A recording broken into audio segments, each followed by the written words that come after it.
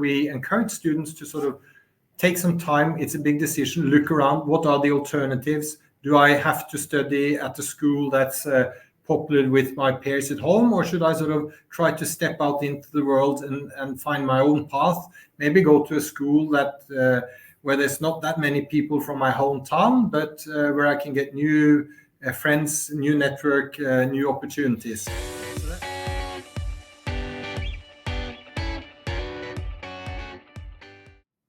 Hello, everybody. Thanks for joining us on this podcast. Today, we're talking about the story of Dfavo. My name's Nick Cuthbert, and I'm delighted to be joined by Harinder and Paul, the founders of Dfavo. For the course of this next session, we're going to be talking to you a little bit about your experiences so far, about running the company, about starting the company, and for our audience, a chance to get to know a little bit more about the services you offer. So I've known you for a little while now, and I've really enjoyed getting to know you. You're based in Oslo, which might surprise some people. So in your words, do you want to tell me how this all began? How come you're based in Oslo, and which students you're supporting? Well, thank you, Nick. And I think I'll actually leave the word to my co-founder, Harinder. Yes, it's a long story. Let me short this story. I come from a middle class family from northern part of India. Did my bachelor's from India itself in mechanical engineer and moved to Norway in 2005. All my till 2016-17, I spent or worked in different capacities in oil and gas. How we started with the Dfavo, I think go to that to answer that. One fine day when I was visiting my home city, I have seen 10,000 students coming to my city just for the English prep. And for me, it was quite surprising. My city, I come from a very kind of relatively small city, and I saw so many students aspiring to study abroad. And that is where I just spent 1 year just to find out how we can help, how we can do things different. Actually, education is very near to me. If I go back in 1998, that was my first venture, and that was education. When I started giving tuitions to the student in 1998 and started with one student from standard 4, it was quite interesting that we became like we helped 450 students in 2 years who were aspiring to study engineering and medicine in India. So that venture was quite successful, and if I look back today, it was I feel proud that we supported so many students at that time. So when I see this, I take this as a challenge, and will spend some time to find out how we can better help support the student to get their dream study. Yes, and sort of picking up on that, my background is that also I'm from a normal middle-class family here in Norway, but when it comes to education, all Norwegians are in a way privileged. All education is for free, and the government also supports the tuition fee if you want to study abroad. So I took advantage of that, and I have 2 master's degrees that I've gotten almost for free. And that gave me an opportunity to get a career in a large telco here in Norway that has a lot of operations in Asia, where I worked for many years. And then when I met Harinder, that was setting up this system that would allow other people to enjoy the benefits of getting a higher education, it really sort of struck home to me. And that's something I wanted to be part of, and something I wanted to facilitate for other young people all around the world. And one of sort of the leading guiding stars for us is that if you look at the planet, I think it's fair to say that talent is equally distributed. Whether you're a man or a woman, or whether you're born in Norway or in Africa, talent is evenly distributed. But unfortunately, access and opportunities aren't. And that's something that we want to do something about. by establishing Dfavo and providing young people from all around the world the opportunity to enjoy getting a higher education, getting friends, getting to know another culture, getting to work abroad, basically opening up the door to a better future. So that's the background, Nick. Thank you. So, I mean, so it seems really clear the impact of what study abroad had on your lives, and also the fact that you have a clear connection, particularly to South Asia as well, and the huge demand there for study abroad and these opportunities as well. So if we take a step on from this, then Dfavo has been growing so rapidly. It's been getting a lot of attention from students, from recruiters, from university partners all over the world. But in relative terms, is it a young company? So do you want to tell me about how what the company does and the kind of things that have been happening so far in your journey? Yeah, basically this, if I say, we are connecting students with their dream studies. That is the basic basis for the platform. But again, this is one of the very crucial and expensive decision in student life, especially the students from South Asia, India, Bangladesh, Sri Lanka, Pakistan, these countries. So this is very expensive decision for them to move to abroad. But at the same time, I feel this. What I have learned in the last 2 years, that the recruiters are sitting with very limited contracts, and the information they are offering to the student, that is not unbiased. They are more into offering studies based on their own small portfolio.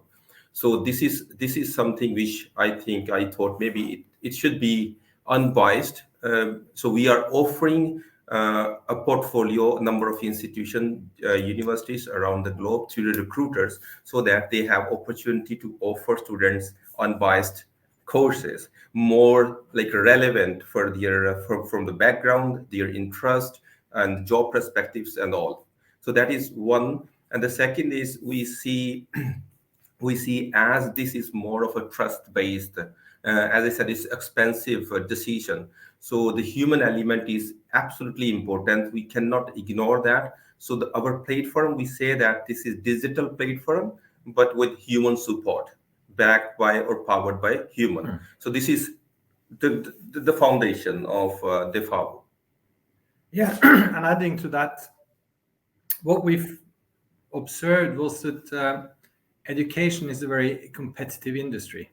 It's competitive on the university and the school side. There's thousands of higher education institutions that compete for the students, and on the student side, there's thousands of agents and web pages and services offering to help the student.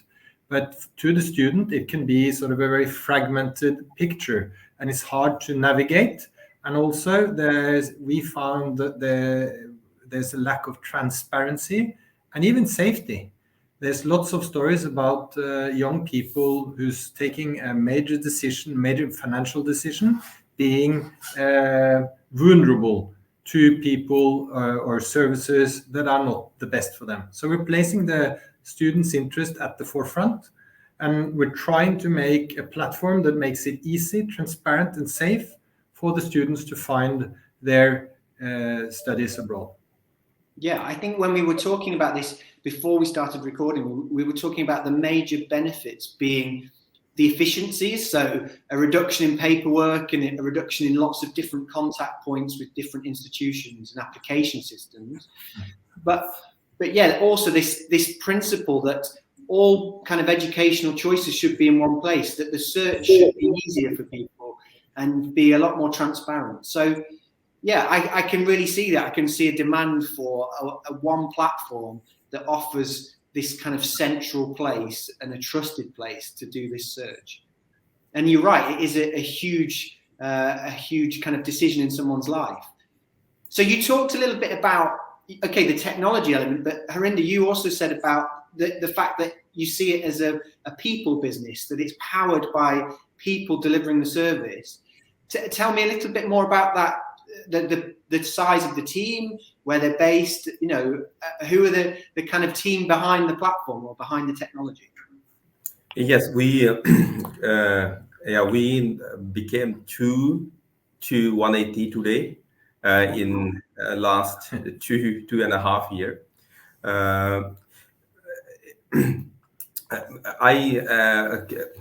Back in 2009, I took a decision to establish an engineering company to serve oil and gas industry. So I enjoyed to build teams. I enjoy that, to build successful teams, and that was again a success story in building business in oil and gas. So we are 180 motivated, enthusiastic colleagues, and our main processing unit or processing office is in Chandigarh, and they are in day-to-day connect with the students. Like we are making very easy for the students, for the parents to connect with the right people, the individual who is handling that particular application. So we are trying to bridge the gap because as a student, I'm very much curious where I stand today. So, and what we experience that even in the recruiter industry, it is very difficult to access people when they have a lot to do. So we are giving that access, we are bridging that gap and giving easily for the parents as well as students to access and find out where they stand and how easily they can get into the course. And sort of practically, that means when you log on to our portal and you get your dashboard, then you get a timeline with different milestones. And maybe the most important question you have when you're applying to study abroad is, when can I expect to get my offer letter? And that timeline shows you at what point you can expect to get your offer letter. And at every milestone in the process, our technology allows you to interact directly with the human. If you have a question about how to submit or pay the application fee, then you can just reach out and you'll get an answer straight away. So that's how we're trying to use technology and digitize a very fragmented process, but without losing the human service element. Yeah, it makes sense. There are a lot of things that artificial intelligence and good communications can do with the relationship with the student, but having that physical contact, that supportive person helping you through the application process is, a big influence on students and essential to this kind of service industry.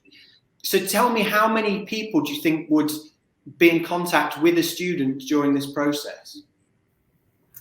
The technology we have built, this is more of a very task specific way we are building our platform.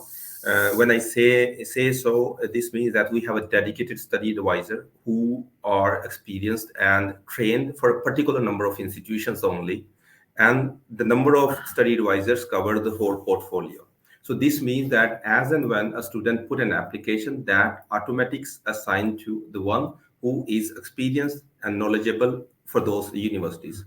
And the second step, when it comes to they make sure like they agree on the courses or number of courses they want to apply, then it goes to the quality compliance department. And the people who are good, knowledgeable, experienced to do check all the quality authentication of documents, etc. funds.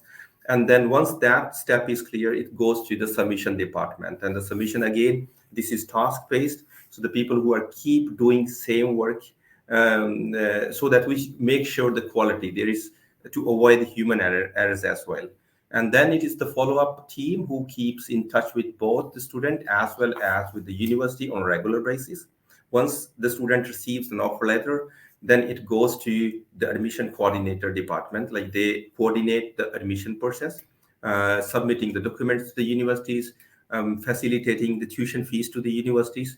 And then it comes to our visa processing team. They dedicatedly help students to to fill all the visa application forms, and normally we submit visa applications to the embassy. So if we see there are 6 people, one application goes through 6 individuals. Yeah, I mean, it sounds like a really huge, comprehensive structure, supportive at every stage here. And it sounds really, really impressive, and really with student-centric, the students at the heart of it, all the way through this process, because it can be a long process. So I guess something I find when I'm talking to you that I find really interesting is the fact that you've both come from different industries before looking at education as an industry. And I think that's really refreshing to have different perspectives from Harinder, you were in the kind of energy business and engineering. Paul, you were in telecoms. So tell me a little bit more about that motivation. I know you touched on it at the start about wanting to help students, but tell me more about the motivation and what you're finding in terms of education as a sector and this kind of service industry. Well, to me, that's, a little bit about sort of looking at the business model. And as I said, it was a very fragmented industry with lots of players, with lots of different motives at different stages in sort of the process of getting the student from the source country to the destination country. So we've taken more of sort of an industrial look at what is the process, try to divide it into different stages, developed the technology, the platform at the bottom, but then we've made sure that there's always this access to humans as you go along. And I mean, in telco, the large telcos, like the ones I came from, has millions of customers. And if you're going to be able to service large numbers of people, of course, you need automation and you need digital services or technology that supports good customer experiences in large volumes. So we built that based on our experience from telco, from, as Harinder was saying, when he set up task-specific works when they were doing engineering and drawing up platforms for the North Sea. But then again, so we've taken the best out of the technology, but we made sure that we keep the human service element going on. Okay. So, so if there are students watching now, we should probably make it clear. So, is there a service charge for using the platform? No, it's not. The service is for free. That goes for applying to the university or finding your university, applying to it, and even getting help with writing and submitting the visa application. So the whole service is for free. And sort of we've looked at the payment structures. And what we've seen is that we want to pay it forward. So coming from a country where education is for free, we want to sort of bring that with us and try to open up the opportunities for others. So we even give every student that use our service a guaranteed grant of $300 that they get once they have been accepted and started at the university. So that's our help, our way of helping and supporting the students all the way to going to the campus. Yeah, really fantastic. It's a free service and a guaranteed grant for students applying directly through the portal. And we're kind of having this conversation now because you are launching a new website. And yeah, tell me more about the features on there. I saw things about kind of analytics in terms of what trends are happening on the portal. Can you tell us a little bit about that? Yes, we redesigned. The thing is, in last 1.5 years, the things have changed drastically in our organization in all fronts.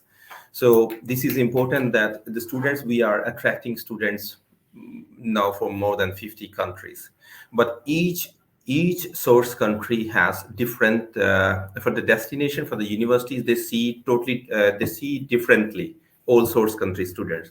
So it is important that the students should know all the statistics, the students as well as institutions, we are bringing the analysis, all the transactions from our portal to show, let's say, a student from Bangladesh, what the chances of that particular student from Bangladesh in which universities, based on turnaround time, based on the trending universities, based on the budgets, etc. So we are bringing more transparency to the students. So that is one of the main feature based on our all transactions from our portal. Yeah.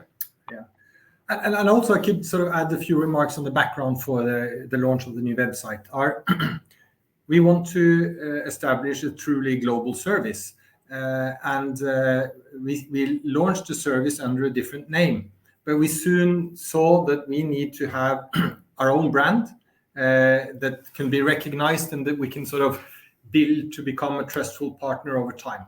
So that's why we played with some words and some names, and we came up with sort of Dfavo, which plays on the favorite study portal, Dfavo. So that was our sort of way of establishing a truly unique brand that could stand out within the industry. And over time, we'll build that into sort of a well-known brand among students around the globe. That's the aim. And of course, then we had to further develop the web page. The platform as such stays the same. There's tremendous development going on with our great IT team in India. So there will be new services coming onto the platform in the near future. But for now, we've changed the front end and our presence online to a more sort of specific Dfavo branded website. Yeah, for me working in the industry, it's really clear how the brand is quite unique and that it is growing. The reach is growing into different territories, and lots of students and institutions are trusting you guys, to help them support recruitment. And I think what Harinder touched on in terms of knowing more about response times and analytics from the portal, which institutions are popular amongst students, is really, really helpful for everybody in terms of making those choices and navigating the process. So yeah, I mean, it sounds like 2022 is going to be a big year for you. It must be quite difficult with this kind of technology-based business, continual innovation, continual development. Anything else you can give us an insight for the future this year? We'll carry on sort of developing our service throughout the year. The one thing we're really looking forward to is, of course, for the world to more normalize to this COVID pandemic to hopefully sort of die out, and meaning that the markets can open again and it's easier for the students to travel. Australia, for instance, has been closed for almost 2 years. And we're waiting for the markets to open again and for international travel to be more readily available. And then we're hoping to service even more students based on the availability to study abroad. Yeah, I mean, that's a really good point, Paul. And I think what's so good about a platform like Dfavo is that you cover all of these multiple destinations. And so that if students have interest in maybe Australia, but they have an interest in another country as well, they can manage those applications.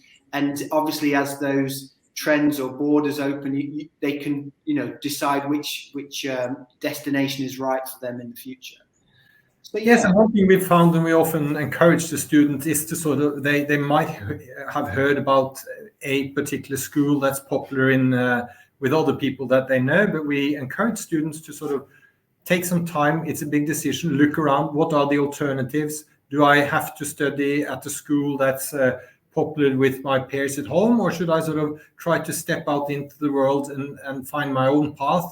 Maybe go to a school that where there's not that many people from my hometown, but where I can get new friends, new network, new opportunities. So that's part of what we're encouraging the students to do. Take advantage of the platform and the opportunities that are there. Reach out if you have questions, and then sort of the world is your oyster. Perfect. Thank you so much. Harinder, Paul, it's been fantastic talking to you. I wish you a very successful 2022. We're going to follow up this podcast with a series where we're going to be talking to other people in the company, some of the students you've supported. So I hope to see everybody again soon. Thank you, Nick. Thank you very much, Nick.